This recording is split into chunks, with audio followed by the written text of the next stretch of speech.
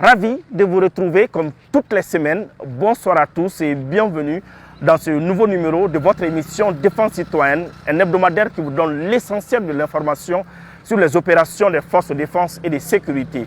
Pour lutter efficacement contre le terrorisme dans la zone des trois frontières, les trois pays, le Mali, le Burkina Faso et le Niger, ont décidé de mettre leurs forces ensemble. Et les résultats sont déjà palpables sur le terrain, nous dit Colonel Mariam Sagara dans son édito de la semaine suivante.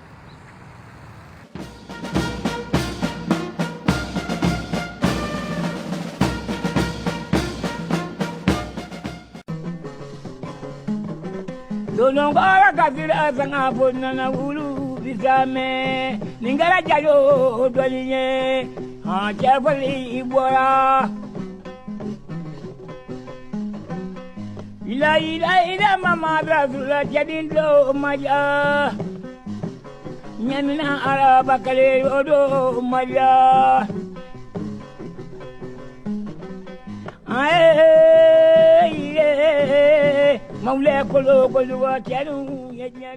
Les FAMA s'attellent à sécuriser les 1 241 238 km² et s'étalent conjointement aujourd'hui sur près du triple dans l'espace de la Confédération des États du Sahel. Cette mission soutenue par le peuple malien et sûrement par les peuples de la Confédération ne doit souffrir d'aucune contrainte. Ceux qui n'ont pas encore compris ce combat doivent se rendre à l'évidence qu'il sera difficile de détourner les citoyens de leur objectif, c'est-à-dire soutenir les FAMA. Une bonne compréhension de notre environnement repose sur la capacité à distinguer les intérêts du pays et ceux personnels. Face à ce terrorisme chronique, nous sommes tous appelés à nous rassembler afin de mettre les terroristes et leurs sponsors à bonne distance au nom de la paix. C'est ensemble que nous allons instaurer la paix sans laquelle, point de développement, comme des potiers, recollons les pays de la Confédération. C'est au cœur d'un désastre que la Confédération prend la position verticale, celle de la souveraineté et de la dignité. Tâchons donc que nous puissions restaurer les acquis en oubliant les querelles intestines. Permettons que la stabilité soit totale au Sahel avant de nous livrer à des débats stériles. Nos ennemis ne sont pas loin, ils ne sont pas prêts à baisser les bras. Faisons en sorte qu'ils ne reprennent position. Pensons aux veuves et orphelins. Mettons nos égos des côtés qui nous empêchent d'avancer. Restons vigilants car la menace a atteint son paroxysme avec l'ennemi qui s'affaiblit. Soyons alertes sur tout comportement suspect. Qu'il s'agisse d'une présence d'individus, des activités douteuses ou des mouvements incertains. Passez l'information aux FAMA pour exploitation. La paix coûte cher. Pour réduire le coût, il suffit d'exprimer son patriotisme. Dans le contexte de la lutte contre le terrorisme, le citoyen qui file les informations précieuses joue le même rôle que celui-là sur les théâtres d'opération. Bato majarani mari basri dango ba atarida Bato majarani tamade indri jebaro atarida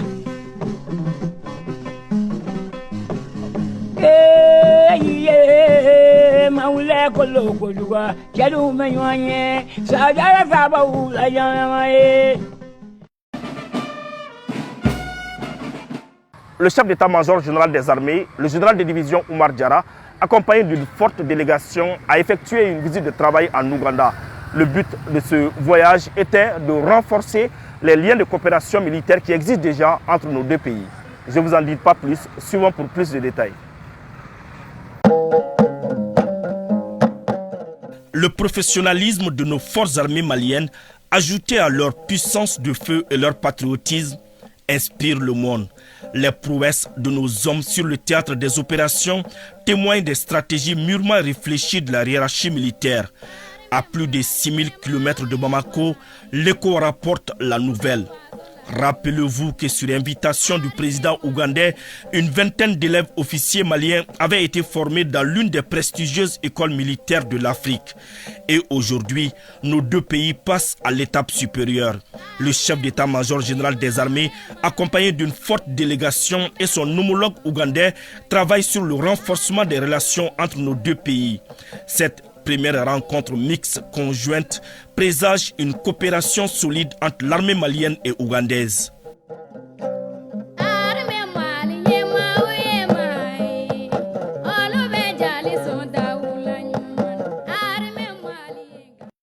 Ce qui a été vraiment très marquant, c'est la signature de l'accord de mise en œuvre du mémorandum qui avait été signé en 2022 entre les deux ministres de la Défense, dans lequel accord déjà une matrice des activités à mener ont été déjà adoptées et validées. Il s'agit des activités à court terme, moyen et puis long terme. Immédiatement, tout ce qui est formation, voilà, tout ce qui est dans le domaine du renseignement et d'autres domaines spécifiques vont être immédiatement mis en œuvre.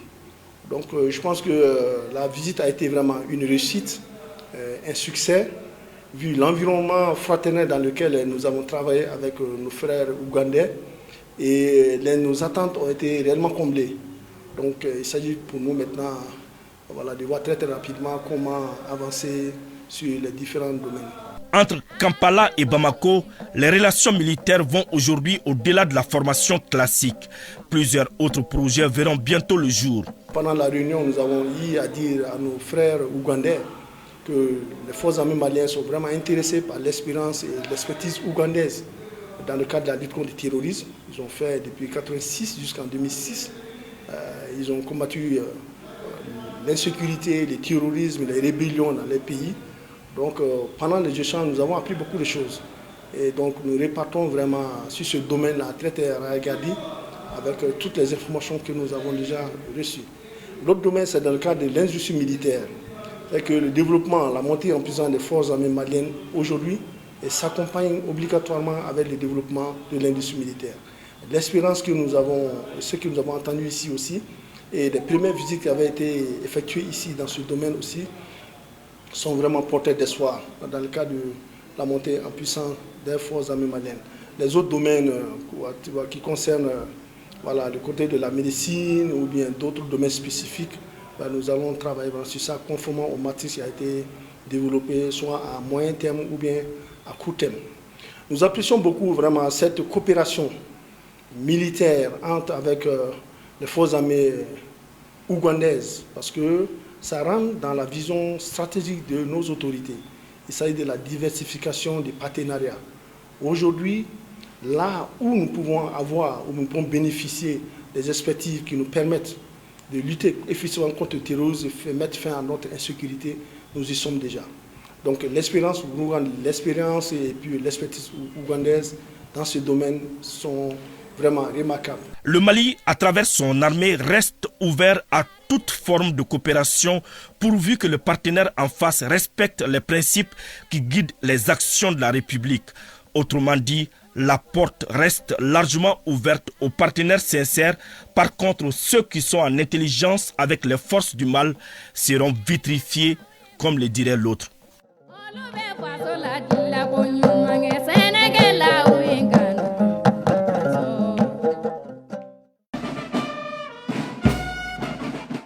Les stagiaires du brevet d'armes numéro 1 et 2 viennent d'achever leur formation sur l'ensemble du territoire national.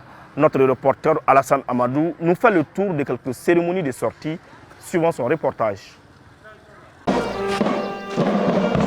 En période de conflit, le terrain révèle la compétence autant que la formation établit l'aptitude.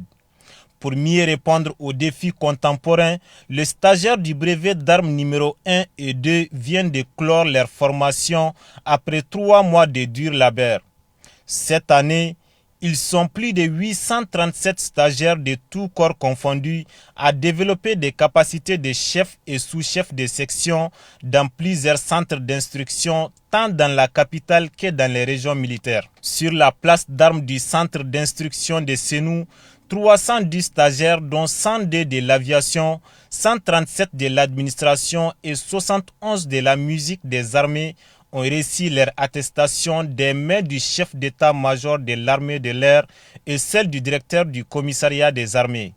Aujourd'hui, sur les plus de 300 stagiaires, on a remarqué qu'il y a eu un très bon niveau d'engagement, un très bon niveau de compétence au final. On a vu que les brevets d'armes, administration et musique ont été couronnés d'un succès total avec des taux de réussite de 100%.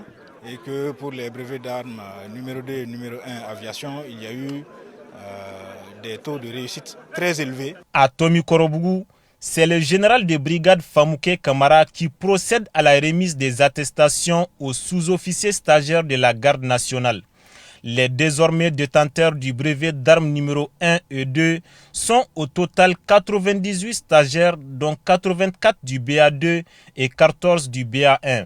Ces formations ont été sanctionnées par 3 évaluations, à savoir un examen à mi-parcours, un examen blanc et un examen final, en plus d'un passage au peloton d'intervention rapide terrestre de la Garde nationale du Mali et le bataillon autonome des forces spéciales et centre d'aguerrissement à Samako. Ces stagiaires ont été éprouvés par la rigueur et l'objectivité de la formation, non seulement technique, mentale, mais aussi physique. Maintenant, cap sur les régions militaires. À Gao, ils sont au nombre de 33 stagiaires, dont 14 du brevet d'armes numéro 1 et 19 du brevet d'armes numéro 2 à recevoir leur attestation après s'être familiarisés avec des notions de renforcement des capacités opérationnelles. Après Gao, c'est à la place d'armes du camp fort Cheikh Sidi Al-Bekaï de Tombouctou que 31 stagiaires sous-officiers, dont 10 du brevet d'armes numéro 1 et 21 du brevet d'armes numéro 2, ont reçu leur mérite de fin de formation. Chers diplômés, alors que vous vous apprêtez à entamer une nouvelle étape, n'oubliez jamais l'importance de votre rôle et les valeurs que vous portez. Continuez à viser l'excellence et à faire preuve de professionnalisme en toutes circonstances. Pour la première fois dans l'histoire de la région de Kidal, les autorités militaires ont organisé la formation classique du brevet d'armes numéro 1 et 2 sur place.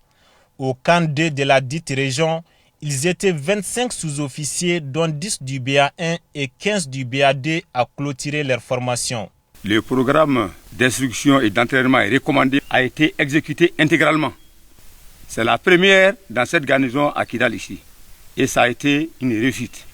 À la 3e région militaire, ils étaient au nombre de 201 stagiaires à se familiariser à la formation militaire générale et opérationnelle, ainsi que la formation technique et spécifique d'actualité. Chers sous-officiers, les formations des brevets d'armes numéro 1 et 2, des services de soutien, formant corps de la direction du matériel des hydrocarbures de transport des armées, la direction centrale des services de santé des armées et de la direction des transmissions, des télécommunications et de l'informatique des armées. Je vous adresse au nom de l'ensemble de la hiérarchie militaire nos vives félicitations et vous exhorte à beaucoup plus de persévérance, d'abnégation, de discipline pour les missions futures et dans vos engagements de tous les jours. Le centre de formation de Soufroulaye n'est pas resté en marge. Ils sont au nombre de 9 stagiaires, dont 5 du BA1 et 4 du BA2 à se familiariser avec un programme de formation bien adapté à la situation sécuritaire du pays. À Bafo, spécifiquement à la place d'armes du 26e régiment du génie militaire, 47 stagiaires des brevets d'armes numéro 1 et 2 ont clôturé leur formation. La formation s'est ainsi déroulée en 3 volets. Le premier étant consacré à la partie militaire, soit 47% du volume horaire. Le deuxième à la partie spécialisation, soit 25%. Et le troisième à la partie préparation opérationnelle avant déploiement, soit 28%. Dans la région de Koutiala, 46 stagiaires du BA1 et 112 du BA2 ont également reçu leur attestation. L'armée de terre a besoin de cadres de contact.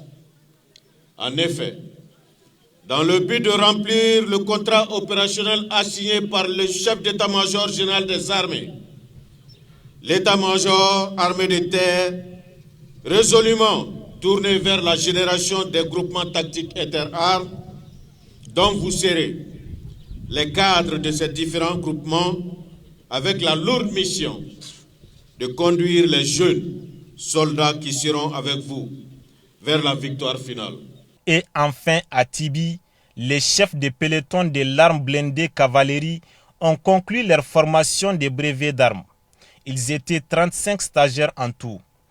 Au cours de ces 3 mois de formation, les stagiaires ont acquis de nouvelles compétences permettant de renforcer leur esprit d'équipe et développer en eux un sens aigu de la discipline.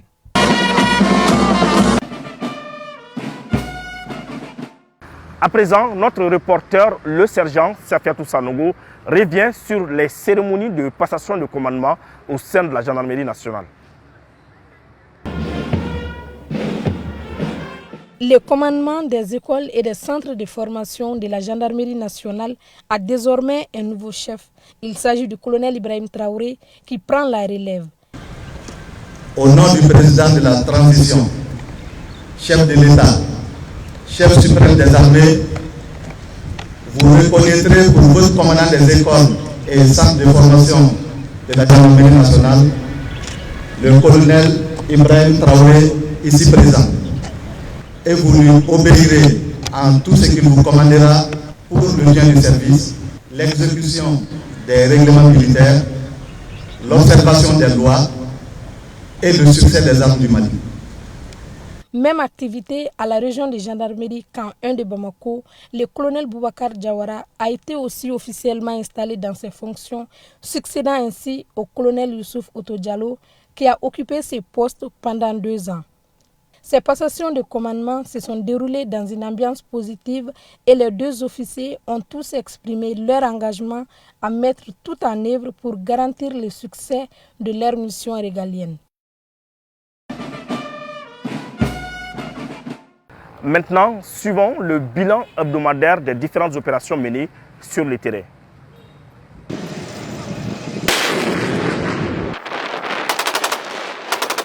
La belle saga des forces armées maliennes continue sur le terrain depuis le début de cette transition. Et qui ose ou tente de surprendre les FAMA trouvera les hommes debout sur les remparts, les drones et autres engins enverront les récalcitrants en enfer. Mais quand on souffre de déficits substantiels d'intelligence, on peut vouloir arracher la viande de la gueule du lion sans avoir les moyens de ses ambitions.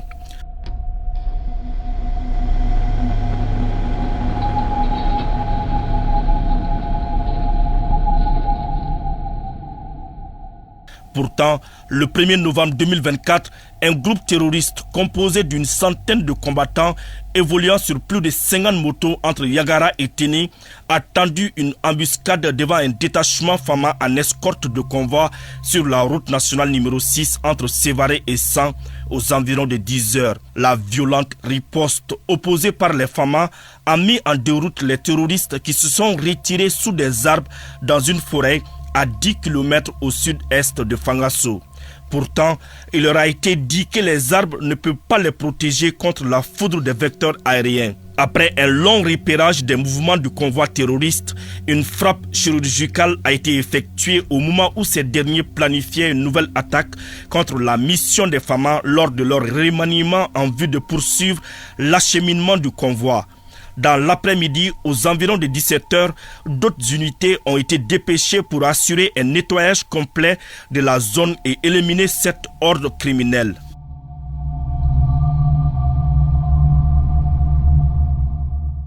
L'ange de la mort des groupes armés terroristes a poursuivi son travail le samedi 2 novembre 2024. Sur la base de renseignements confirmés par les moyens de surveillance, un rassemblement de terroristes a été détecté à une quarantaine de kilomètres au sud de Guiré, dans la région de Nara. Les cibles ont été verrouillées et frappées avec succès.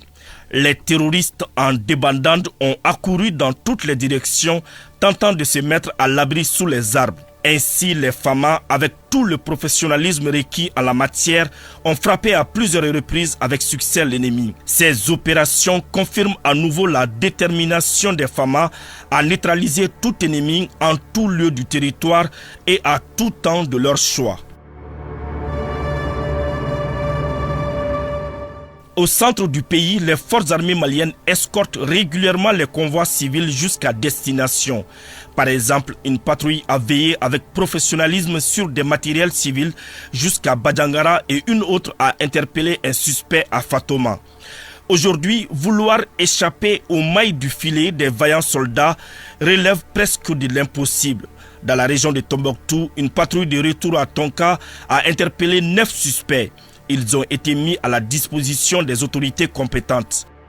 À Sokolo, dans la localité de Nyono, l'armée malienne a fait preuve de professionnalisme. Un suspect interpellé a été mis à la disposition de la gendarmerie. 2 opérations ont frappé simultanément dans le nid des groupes armés terroristes dans le secteur de Tinaouker à partir de Bourem et Gao. La moisson a été bonne. Une moto brûlée a été abandonnée par les guetteurs. Des mines anti-chars, des cartouches de 7,62 mm longs et du matériel entrant dans la fabrication des engins explosifs improvisés, bidons d'essence, fils électriques ont été récupérés. Les 24 et 26 octobre 2024, des suspects terroristes ont été interpellés respectivement à Taboy et Hamakoulaji. Les recherches se poursuivent. Au cours de leur patrouille à Menaka, les forces armées maliennes ont saisi dans la localité de Tin Fadimata 3 détonateurs d'obus de mortier 60 mm et une ancienne radio de fabrication américaine. Par ailleurs, sur la base de renseignement local dans la ville de Menaka, nos hommes ont interpellé un suspect dans une boutique. Il semble être l'un des adjoints à Doudin, un grand terroriste, mais les enquêtes sont en cours. À 6 km au sud de Sogolo, dans la région de Ségou, le groupement tactique interarmé Ankeletigi a découvert et détruit un engin explosif improvisé sans incident. Les obsèques sont devenus le quotidien des groupes armés terroristes dans la localité de Léré, du moins ceux qui ont eu la chance d'être récupérés car la foudre Fama les transforme en cendres. 2 d'entre eux ont été neutralisés. Sur place, les forces armées maliennes ont aussi récupéré 2 motos, une radio, 2 carabines de chasse. Dans la région de Gao, les forces armées maliennes ont frappé une fois de plus un grand coup le 31 octobre 2024. Dans le secteur de Afelaofao, à 25 km de Gao, 2 suspects armés ont été interpellés à bord d'un véhicule Toyota Hilux. Ils avaient en leur possession un PM, 4 chargeurs garnis, un LRAC 40 mm, un téléphone Android, des plaquettes de comprimés de 225 et une somme de 620 000 francs CFA.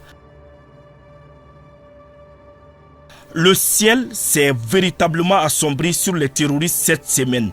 À Assongo, 4 terroristes ont été neutralisés, 5 interpellés et des matériels saisis dont un pick-up et 4 motos. Le vendredi 1er novembre 2024, les forces armées maliennes, au cours d'une reconnaissance offensive, ont détruit une base terroriste. Face à la puissance de feu, les groupes armés terroristes ont pris la poudre d'escampette, laissant des matériels sur place. Mais tout au long du trajet, les hommes ont déminé et détruit des engins explosifs improvisés.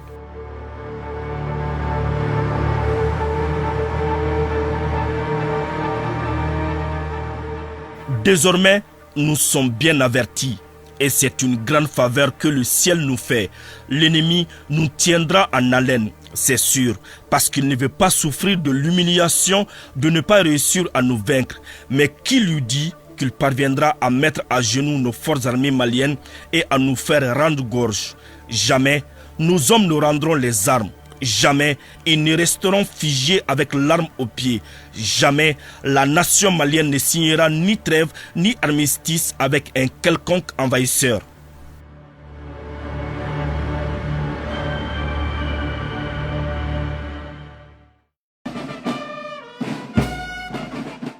Ce soir, dans l'émission Défense citoyenne, Nous vous proposons un témoignage d'un autre médecin militaire sur le théâtre des opérations.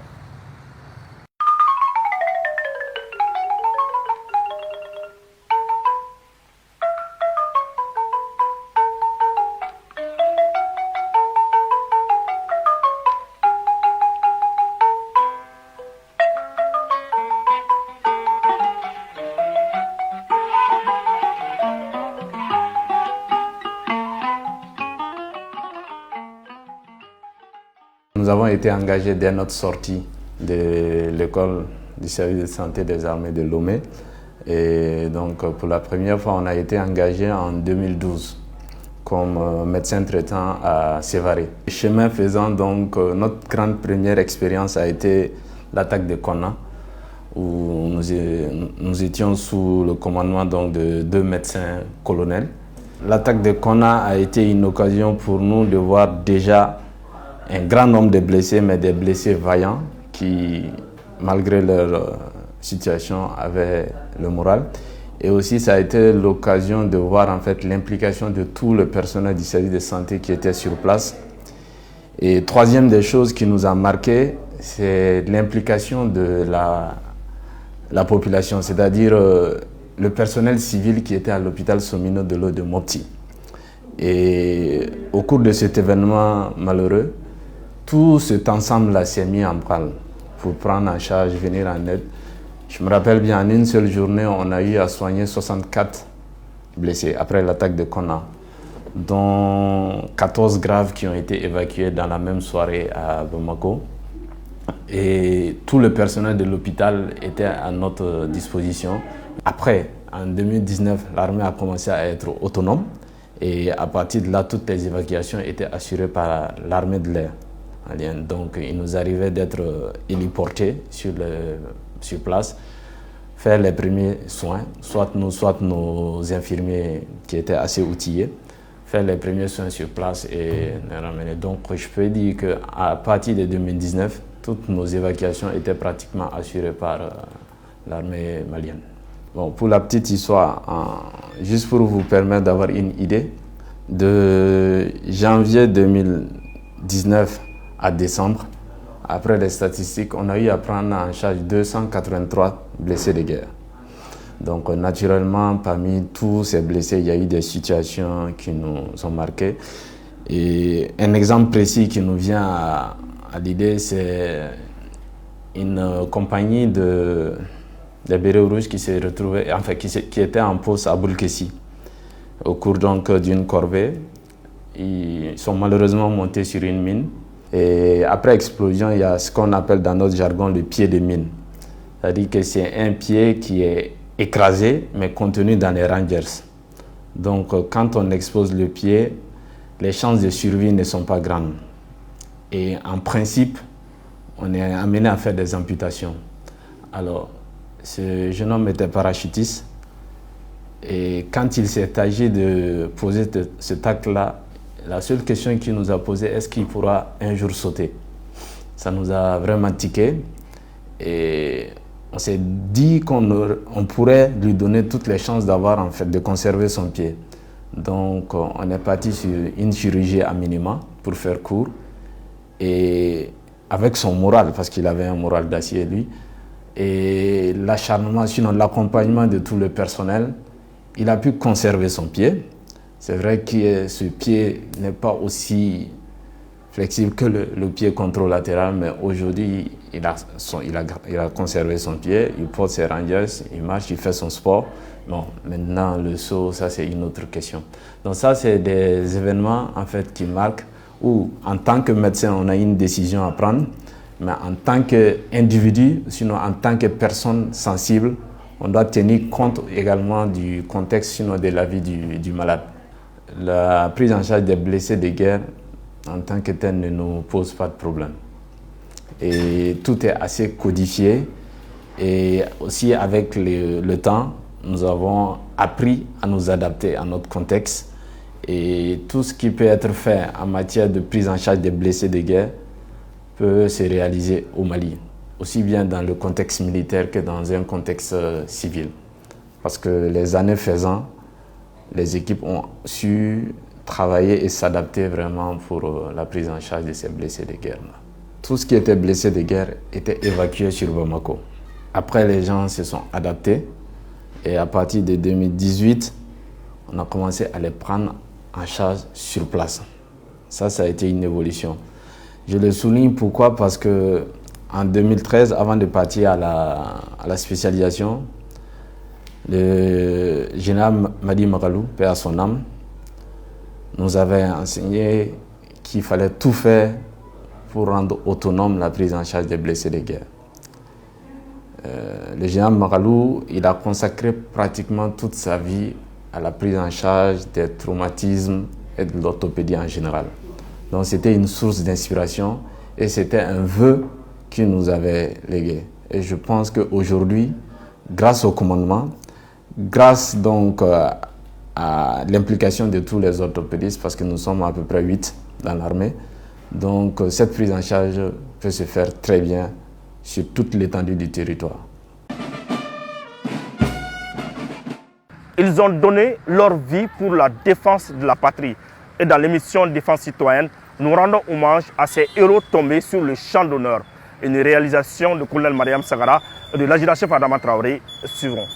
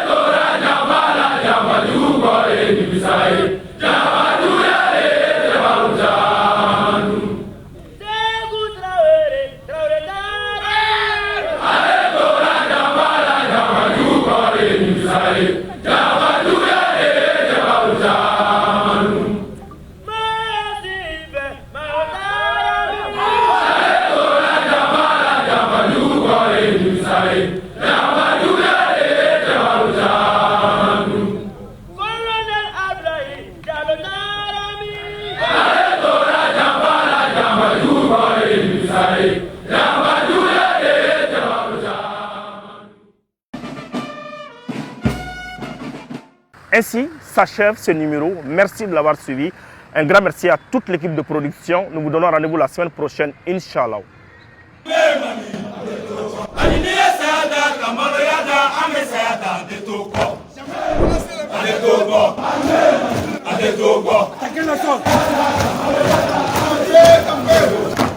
Mali.